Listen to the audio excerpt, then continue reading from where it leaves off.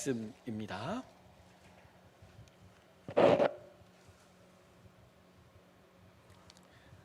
사사기 10장 6절에서 16절까지의 말씀입니다.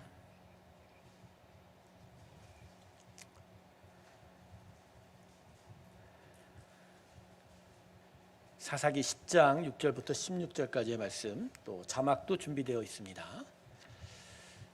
이스라엘 자손이 다시 여호와의 목전에 악을 행하여 바알들과 아스타롯과 아람의 신들과 시돈의 신들과 모압의 신들과 암몬 자손의 신들과 블레셋 사람들의 신들을 섬기고 여호와를 버리고 그를 섬기지 아니하므로 여호와께서 이스라엘에게 진노하사 블레셋 사람들의 손과 암몬 자손의 손에 그들을 파심해 그들이 요단강 저쪽 길앗에 있는 아모리 족속의 땅에 있는 모든 이스라엘 자손을 쳤으며 18해 동안 억압하였더라.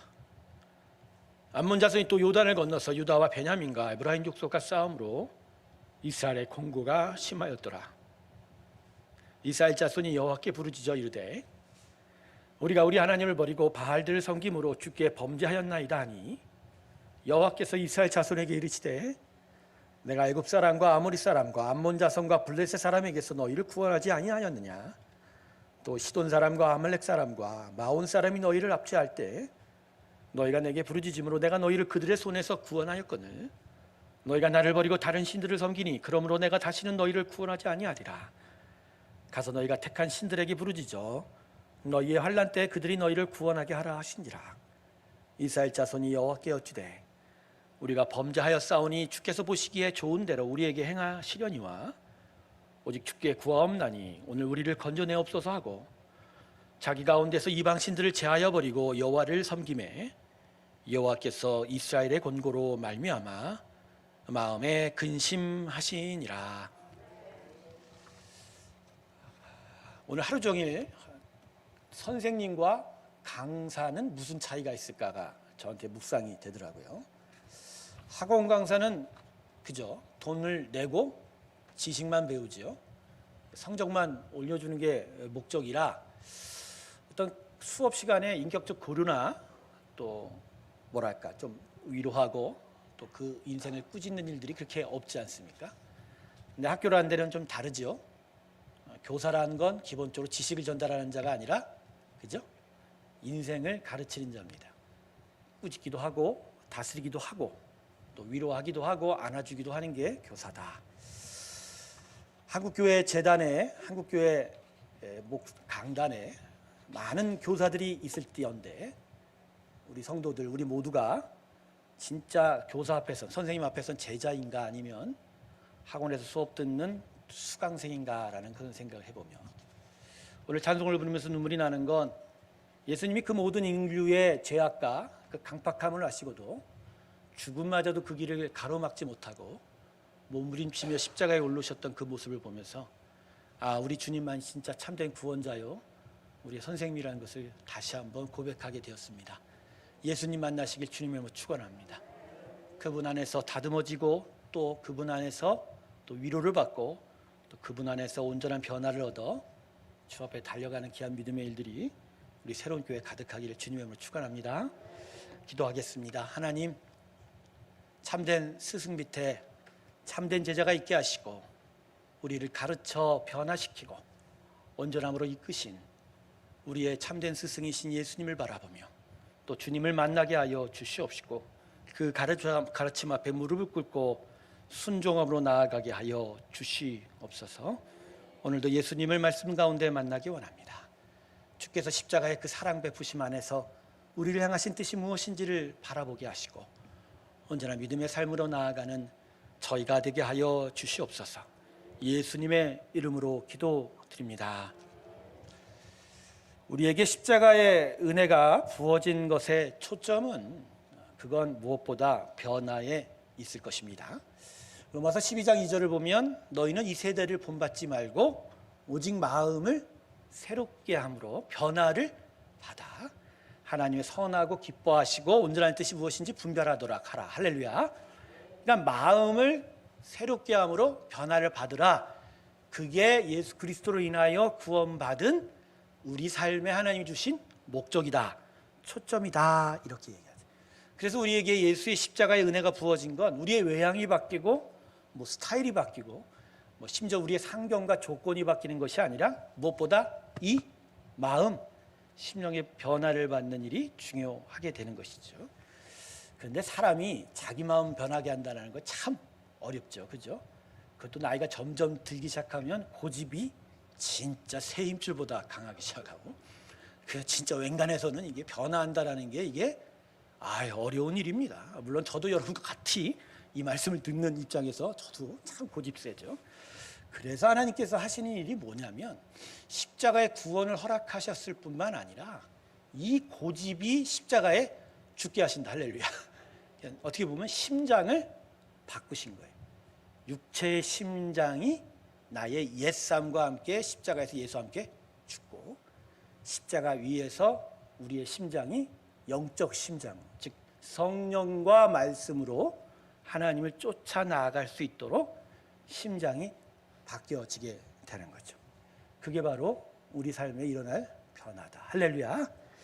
그러면 심령의 변화가 있기 위해서 우리는 어떻게 해야 하지요?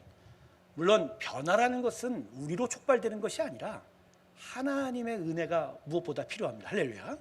그래서 신자란, 하나님의 백성이란 무엇보다 하나님의 은혜를 간구하는 자고, 어떤 순간이라도 하나님의 은혜가 있어야 됩니다라고 고백하는 자죠. 또 그럼에도 불구하고 또 한 가지가 필요한 건 하나님의 은혜만을 받는 자로서만 서 있는 것이 아니라 그 은혜가 들어와 은혜가 적용되는 하나님의 역사의 자리로서의 인생이 필요한 거죠. 그래서 사도행전을 보면요, 하나님의 말씀들이 사도와 제자들을 통해서 선포되어질 때 그 말씀을 받는 자들의 그 모습 속에 어떠한 일이 생겼는지가 분명하게 기록되어 있거든요. 사도행전 2장 38절 제가 읽어드릴게요. 베드로가 가로되 너희가 회개하여 각각 예수 그리스도의 이름으로 세례를 받고 제사함을 얻으라. 그리하면 성령을 선물로 받으리니. 자, 이건 베드로가 마가의 다락방에서 성령 받고 지금 예루살렘에 그 기이한 일 나타난 것 때문에 모인 성도들에게, 많은 이스라엘 백성에게 지금 뭐라고 선포해요? 회개? 즉 은혜가 임할 것이니 그 은혜가 우리 삶 속에 참된 변화를 일으키려면 우리 안에 뭐가 나타나야 된다? 회개가. 사도행전 3장 19절에도 똑같은 얘기가 나옵니다. 그러므로 너희가 회개하여 돌이켜 너희 죄 없이 함을 받으라. 이같이 하면 유쾌하게 되는 날이 주 앞으로부터 이를 것이라. 할렐루야. 참된 변화를 통해서 우리 삶 속에 참된 천상의 복에 달아 그 복의 삶이 들어오는데, 그것이 있기 위해서 우리 삶 속에 뭐가 있어야 된다? 회개가 있어야 된다. 그래서 우리에게 하나님이 십자가의 은혜로 당신의 귀한 구원의 역사를 일으킬 때 우리에게 변화를 요구하시거든요. 근데 그 변화의 한복판에 가장 먼저 필요해야 되는 것은 뭐라고요? 회개다. 할렐루야. 회개예요. 그래서 회개가 없으면 변화도 없고 구원도 없는 거예요. 우리가 종종 착각하고 오해하는 부분이 이거죠. 회개도 없고 변화도 없는데 그냥 예수님 믿습니다, 예수님 만나는 예배에 더 자리 나아갑니다, 그렇게 한다고 해서 다 변하는 건 아닌 거죠. 물론 그러한 시도들을 통해서 회개의 자리까지 나아가는 연결이 되어 갈 수 있지만 중요한 변화는 무엇으로 촉발된다? 심령의 회개다. 할렐루야. 그래서 구원이라는 건, 성령의 은혜라는 건, 말씀이라는 건 결국 심령에 들어와 무엇을 만들어요? 그렇죠. 하나님의 말씀은 살아서 운동력이 있고 날선 좌우의 날선 그 어떤 것보다 예리하여 우리의 혼과 골수와 관절을 찔러 쪼개이는, 그 바로 우리 안에 그 뒤집히는 역사가 필요한 거죠. 그래서 회개가 없으면 구원의 완성이 없고요, 회개가 없으면 구원으로 향하여 나아가는 그 힘을 얻지를 못하는 거죠. 그래서 오늘은 이 회개에 대해서 같이 좀 살펴보려고 하는데, 본문 말씀을 나누기 전에 이 회개가 기본적으로 무엇인지를 좀 더 우리가 구체적으로 좀 살펴봐야 됩니다. 여러분, 회개가 무엇이요? 그냥 내가 잘못했습니다, 내가 그 죄에 저지른 것이 정말 실수했습니다 라고 하는 것에 끝나는 건 아니에요. 회개란 구체적으로 죄에서 돌이키는 거예요. 즉 입술에 있는 것이 아니라 행동에 있는 거죠. 그래서 가던 길이 되돌켜져서 정반대로 그의 얼굴과 시선이 하나님을 바라볼 수 있는 것. 회개한다고 해서 사람이 뭐 죄가 금방 없어지나요? 또 실수하고 또 반복하죠. 그러나 얼굴이 제대로 하나님을 바라보기 시작하면, 그래서 그 은혜의 하나님을 향하여 한 걸음 한 걸음 나아가는 그 시도가 뭐라고요? 회개인 거예요. 그래서 회개는 후회하고 다른 거예요. 감정적으로 후회하고 다른 거예요. 보통 후회하는 마음은요, 내가 은밀하게 진행됐던 범죄가 겉으로 드러날 때 생깁니다. 이 후회의 감정은 그래서 인간의 본연의 감정이지만 그는 하나님이 기뻐하는 감정은, 물론 후회 안 하는 것보다는 낫지만 후회가 우리 삶 속에 자신의 죄에 대하여 돌이키는 마음으로 연결되는 경우가 없거든요. 왜냐하면 후회는 죄에 대한 후회가 아니라 그것을 들킨 것에 대한 후회가 많아요.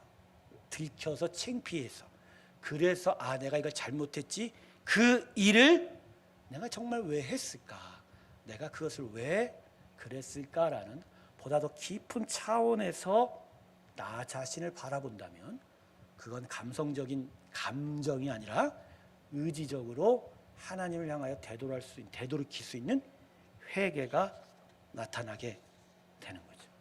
그런데 일반 사람들은 이 회개가 나타나기가 참 어려워요. 자기 성찰과 묵상을 통해서 계속적으로 자신의 삶의 방향을 바꾸는 수가 있어도, 그러나 타락한 인류의 본성이 안전한 거룩한 하나님을 향하여 고개를 돌리고 낯빛을 돌릴 수 있을 것은 오직 하나님의 은혜입니다. 할렐루야.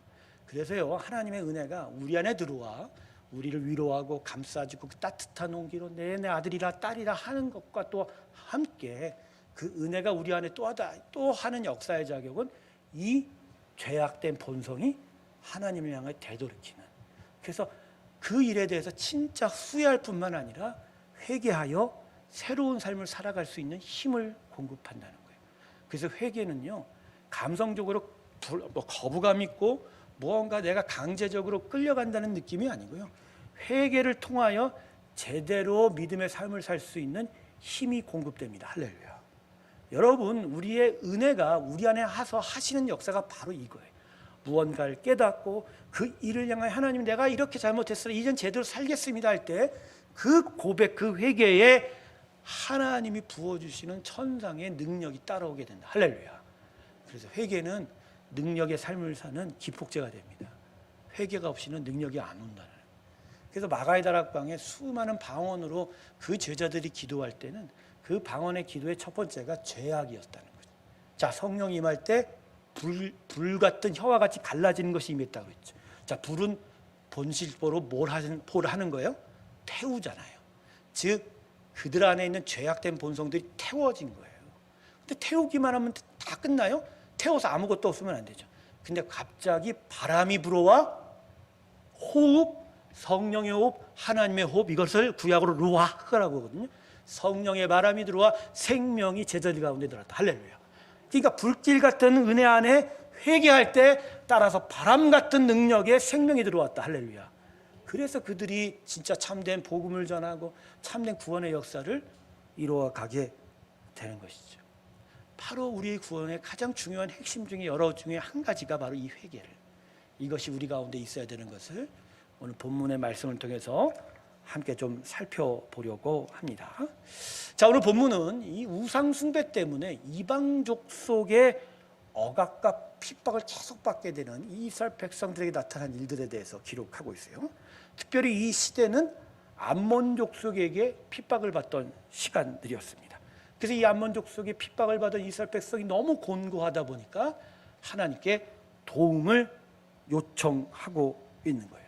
그런데 이들이 지금 하나님께 도움을 요청하며 회개한다 고백을 했던 그들의 고백이 하나님 보실 땐 지금 우리가 나눴던 진정한 회개가 아니라 그저 후회였다라는 거예요. 그것을 한번 돌이켜 보려고 합니다. 자, 본문 6절 한번 보실까요? 본문 6절을 보면 사사기 그 어디보다 이 이스라엘 백성이 섬긴 우상의 리스트가 이렇게 자세하게 기록된 데가 별로 없습니다. 자, 여러분 숫자로 한번 세알려 보세요. 6절에 기록된 이스라엘 백성들이 섬긴 우상의 숫자가 몇 개이지요? 몇 개예요? 7개예요. 7개. 자, 숫자라는 건 성경의 기록 속에서 어떤 의미가 있어요. 7개는 구약에서 의미는 완전함이에요. 그러니까 이스라엘이 7개 우상을 섬겼다라는 건 완전하게 하나님으로부터 돌아섰다라는 거죠. 그런데 하나님이 또 완전히 돌아섰던 의미를 잘 생각하세요. 이들이 하나님을 버린 게 아니에요. 하나님을 위하여 성막에서 계속 제사를 드리고 있어요. 그런데 하나님을 하나님으로 섬기는 그것이 아닌 여러 우상 중에 하나도 섬겨가고 있었던 거죠. 근데 그거를 하나님은 지금 뭐라고 그래요? 너희는 나를 진짜 완전하게 배신했다, 이렇게 이야기하는 거죠. 완전하게 하나님부터 떠나 있는 거죠. 그래서 여러분, 예배를 드리고 외양이 하나님께 가 있다고 해서 하나님은 그걸 구원이라고 생각하지 않는다는 거예요. 무엇을 보신다고요? 이 심령을. 그래서 언제나 긴장해야 되는 거죠. 그런데 이러한 이스라엘에게 하나님이 어떻게 행하셨나요? 11절과 12절을 보십시오. 이 암몬 족속의 고통당하던 이스라엘 백성이 하나님을 향하여 막 부르짖을 때 하나님이 이렇게 말씀하십니다. 11절과 12절 말씀 제가 다시 읽어드릴게요. 내가 애굽 사람과 아모리 사람과 암몬 자손과 블레셋 사람에게 너희를 구원하지 아니하였느냐? 또 시돈 사람과 아멜렉 사람과 마온 사람이 너희를 압제할 때 너희가 내게 부르짖음으로 내가 너희를 그들의 손에서 구원하였거늘. 자, 이 부르짖는 이스라엘 백성에게 이제까지 내가 너희를 위해, 너희와 조상들을 위해서 어떠한 구원의 역사를 베풀었는지를 기억시키고 있는 거예요. 근데 재미있는 건 지금 하나님이 이스라엘로부터 그 핍박을 벗겨내신, 즉 하나님이 해결하신 이방 족속의 숫자가 몇 개인지 한번 살펴보세요. 애굽, 아모리, 암몬, 블레셋, 시돈, 아멜렉, 그리고 마지막으로 마온. 몇 개예요? 7개예요. 7개. 자, 하나님은 지금 뭐라고 그러죠? 7번이나 하나님을 완전히 배반한 이스라엘 백성에게 나는 7번이나 너희를 구원하였도다. 즉 이스라엘을 향한 하나님은 완전한 구원자 되셨다는 것입니다. 할렐루야. 하나님은 이스라엘 백성을 너무 사랑하시고 자기의 택한 자녀로 삼으셨기에 언제나 그 자녀를 위하여 완전한 구원자의 역사를 베풀어 주셨다라는 거예요. 그런데 그분이 오늘 암몬 자손이 부르짖으니까 이제 이어지는 13절과 14절에 뭐라고 말씀하시죠? 우리 다 같이 읽어봅니다. 13절 14절 시작. 너희가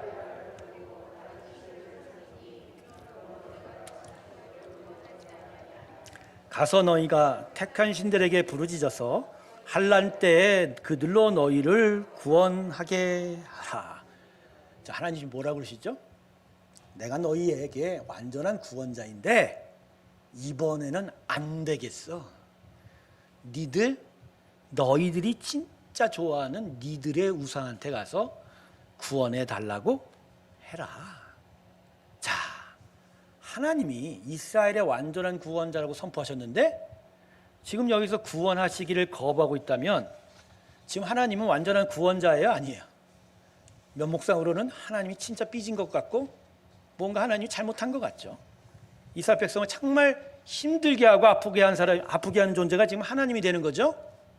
근데 진짜 하나님이 이스라엘에게 지금 하시려고 싶은 얘기가 뭐죠?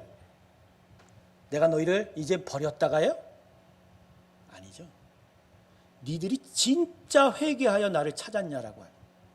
니들 가운데 있어야 될 건, 이스라엘 백성에게 있어야 될 건 진짜 참된 변화인데 그 변화를 위해서 기다려주고 그 변화를 위해서 은혜를 베푸고 그 변화를 위해서 하나님의 그 모든 것들을 이루실 건데 너희는 정작 변화에 대해서 마음이 있는 거니 없는 거니? 하나님은 이스라엘 백성의 회개에 집중하신 거예요. 그들 마음 안에 뭐가 없다고요? 진정한 회개가 없었던 거예요. 잠깐의 후회였다는 거예요. 암몬 족속이 너무 괴롭히니까 그 괴롭힘이 싫어서 하나님 도와달라고 했지 진짜 하나님을 사랑하고 정말 섬기겠다고 하는 고백이 그들의 회개에 있냐라는 것이죠. 그래서 하나님이 더 이상 안 한다. 니들이 좋아하는 우상한테 가서 구원해달라 그러죠. 하나님이 이스라엘 백성의 마음을 깨뚫어 보았어요. 그들은 입으로 그 간절함은 있었지만 그 외양 가운데 진정 자기들이 우상을 섬긴 일에 대해서 돌이킴이 있었냐. 사실 이스라엘 백성이 이 사사기 초반부터 끝까지 하나님 앞에 범죄하여 우상을 섬기는 일이 계속됐어요. 심지어는요, 사사기 시대가 끝나고 사무엘 선지자가 나타나고 그리고 사울과 다윗 왕으로 이어지는 시간에도 다윗 왕의 위대한 치세와 사무엘의 말씀의 선지자 사역이 있어서 하나님이 살려주셨지, 이스라엘 백성은 계속하여 하이플레스라고 해서 자신들의 뒷산 언덕에 우상을 계속 섬기고 있었어요. 산당을 깨뜨려버린 이스라엘의 왕은 유일한 남유다 왕국의 히스기야밖에 없어요. 그러니까 그들의 계속되는 후손들은 우상을 계속 돌이켰어요, 안 돌이켰어요? 결국은 나중에 어떻게 되죠? 땅을 빼앗깁니까, 안 빼앗깁니까? 빼앗기죠. 그래서 지금도 유대인들은 혈연적으로는 하나님의 선택한 백성이었지만 영적으로는 지금 하나님 앞에 온전히 서 있지를 못하는 거예요. 지금도 하나님을 알아보지 못하니까.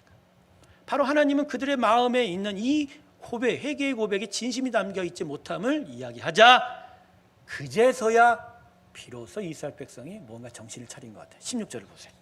우리 16절 말씀 같이 한번 읽을까요? 시작. 자기 가운데 이방 신들을 제하여 버리고 여호와를 섬길 때 여호와께서 이스라엘 공고로 말미암아 마음에 근심하시니라. 아멘.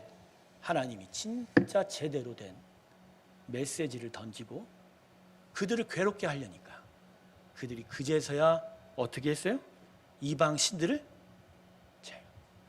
그냥 부르짖고 하나님 우리 구원해 주세요가 아니라 이제는 입술의 고백만이 아니라 자신의 삶에서 하나님 앞에 제대로 돌이키는 회개가 나타나게 되었다는 거죠.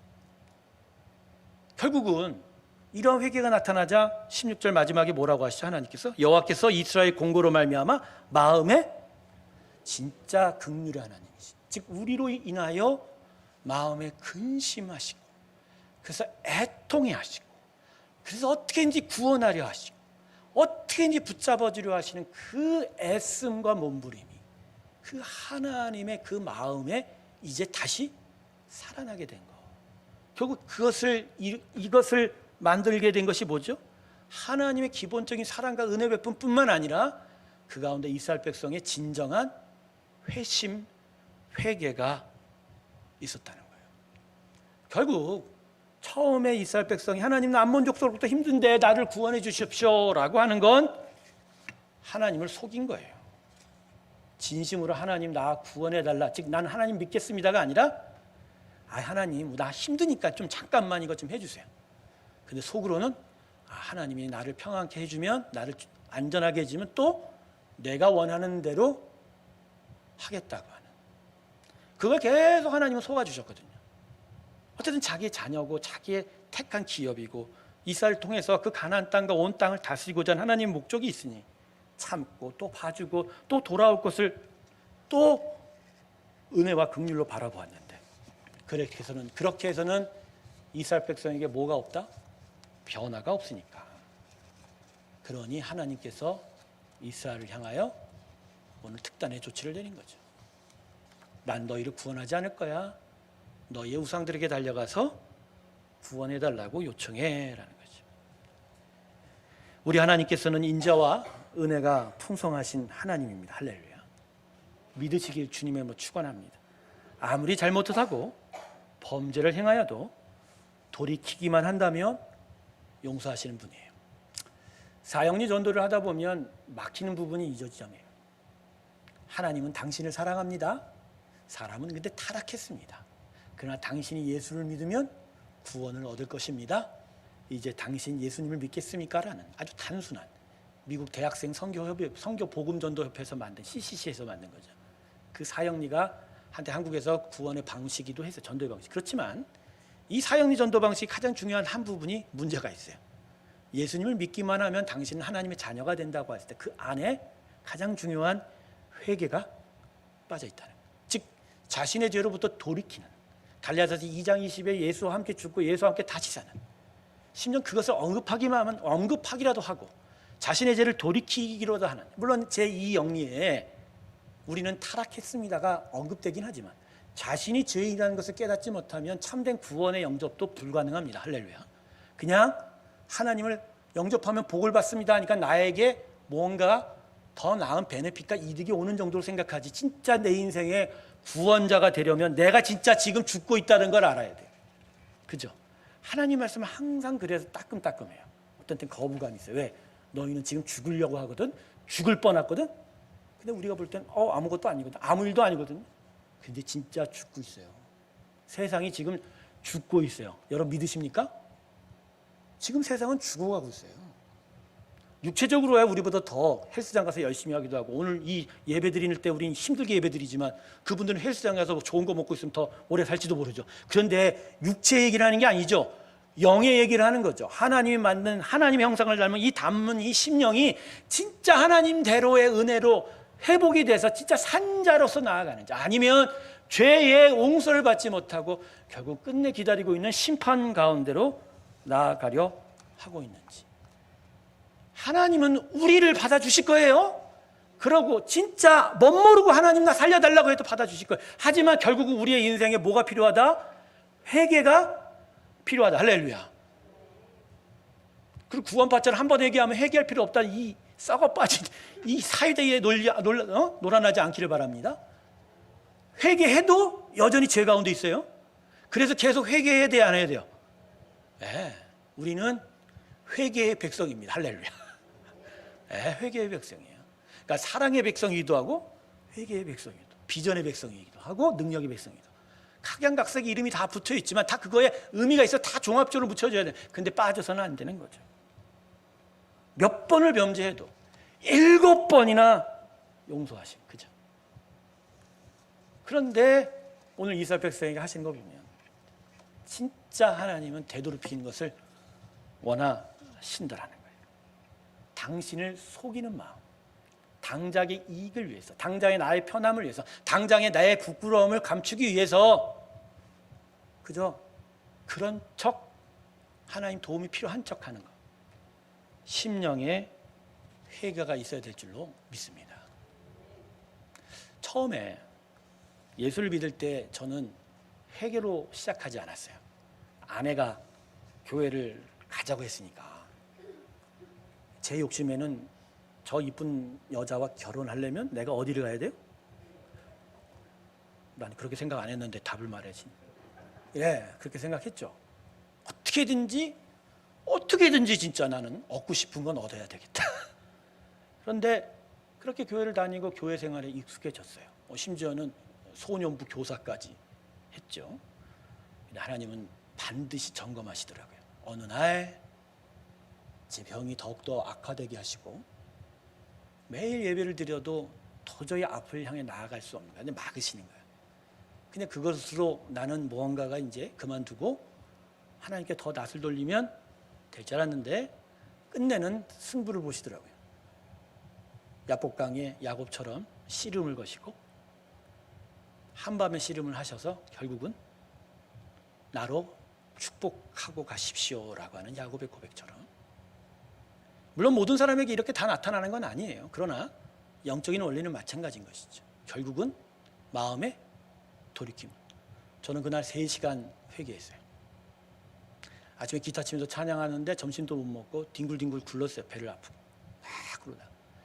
회개뿐만 아니라 그 회개를 사람들한테 확인시키느라고 전화를 10몇 군데를 했어요. 사람들한테 계속 전화해서 내가 회개하며.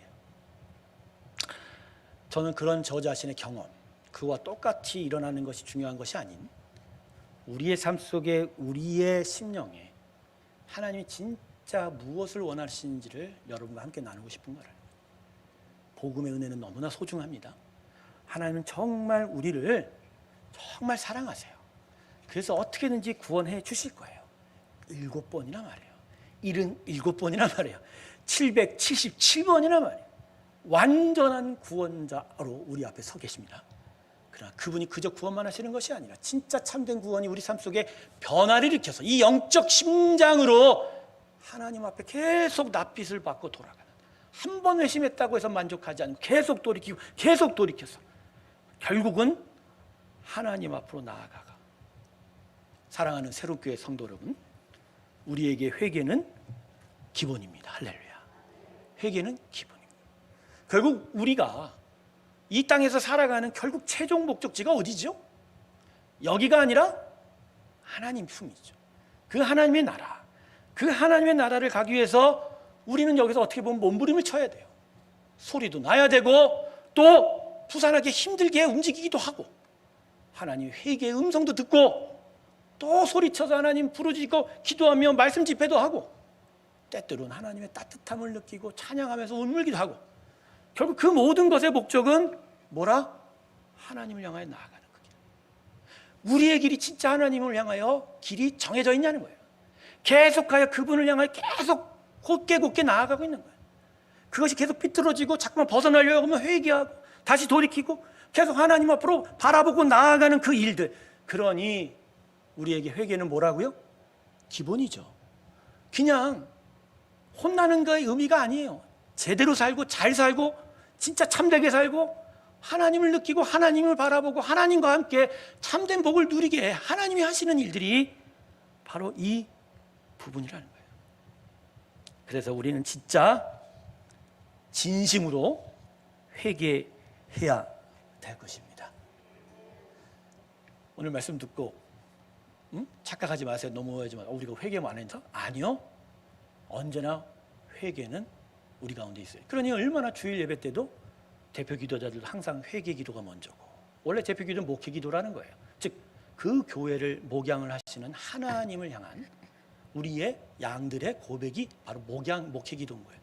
그러면 하나님을 향하여 찬양을 하고 나서 반드시 하나님 앞에 나의 삶을 되돌이킵니다 라고 회개하면, 그 회개에 대하여 말씀으로 하나님이 은혜를 주어 가르쳐 주시고, 그리고 그 은혜에 감사하여 예물을 앞뒤나 뒤나 감사를 드리고, 거기에 축도를 통하여 하나님의 한 주간의 삶을 향한 하나님의 축복의 메시지가 선포되는, 바로 예배는 그 형식이 정해져 있지는 않아도 그 흐름은 바로 하나님의 은혜의 간구, 회개와 또 하나님의 은혜의 부으심과 감사와 찬양으로 이루어지는, 그게 바로 믿음인 거죠. 예배는 형식이 아니라 우리의 믿음의 고백. 그래서 예배 안에 가장 중요한 게 반바지 입고 와도 돼요. 슬리퍼 입고 돼요. 중요한 건 뭐라고요? 결국 진실되게 하나님을 찾아보고 하나님을 향하여 나아갈 때, 그럴 때 진짜 우리 삶 속에 변화가 나타나기 시작하죠. 그리고 변화를 이끌어갈 수 있는, 변화할 수 있는 힘을 공급받게 되고, 그러면서 한 걸음 한 걸음 하나님께 나아가게 됐을 때, 그럴 때 우리 교회도 우리의 성도도 믿음의 공동체도 온전히 하나님 앞에 서가게 될 줄로 믿습니다. 이스라엘은 하나님을 속였어요. 그래서 하나님이 진짜 그 대가로 당신의 아들 예수를 십자가에 진짜 죽여버리셨죠. 그래서 그 은혜로 말미암아 이제는 진실한 회개의 고백으로 하나님께 나아갈 수 있는 길이 진짜 하나님의 편에서 열린 거죠. 말씀이 들어오고 성령이 충만히. 그래서 이제 우리는 정말 변명할 수가 없어요. 우리는 하나님 앞에 온전한 회개로 매 순간마다 나가야 될 줄로 믿습니다. 그리고 회개는 거친 것이 아닌 진짜 우리를 능력의 삶으로 살게 하는 하나님의 축복인 걸 기억하며 우리 모두가 다 매 순간마다 되돌이키고 되돌이켜서 하나님께 나아가는 길을 계속 수정해 나아가시길 주님의 이름으로 축원합니다. 기도하겠습니다. 아버지, 거칠고 험박한 이 땅에서 참된 변화 속에서 하나님을 바라볼 수 있도록 오늘도 성령을 주시고 말씀으로 허락하셔서 하나님 앞에 깨닫게 하시고 또 되돌이게 하여 주신 것을 감사합니다.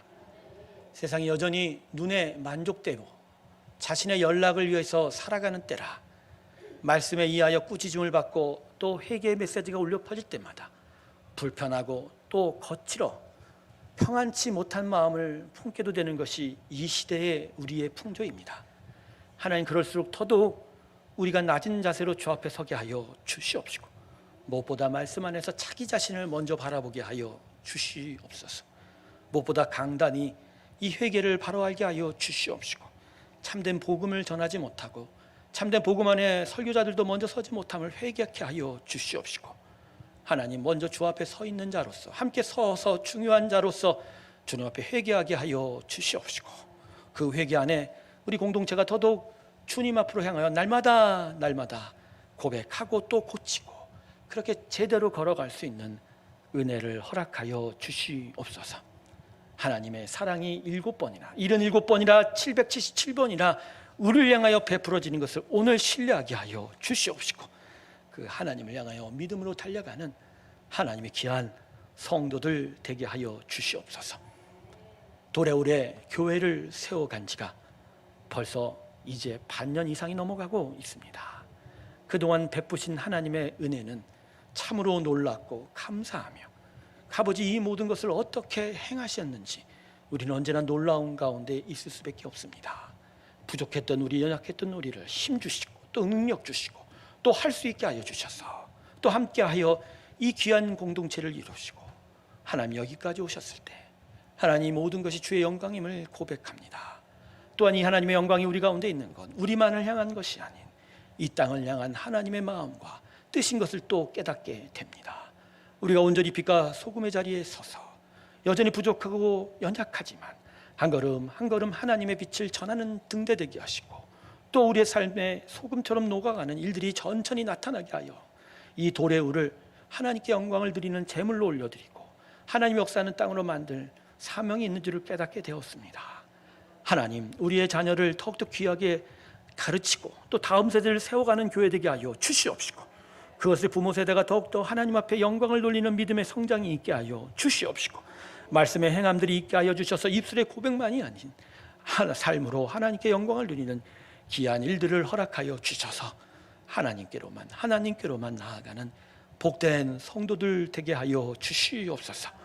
코로나19로 인하여 참 어렵고 또 마음이 좁아지는 이 땅 위에 이 믿음의 삶 속에서 하나님, 그래도 하나님을 더욱더 찾고 그 심령으로도 하나님을 예배하게 하여 주셔서 더더욱 주님을 잃어버리지 않게 하여 주시옵시고, 그래서 정말 하나님을 향하여 정말 내적으로 몸부림치는 인생들이 되게 하여 주시옵소서.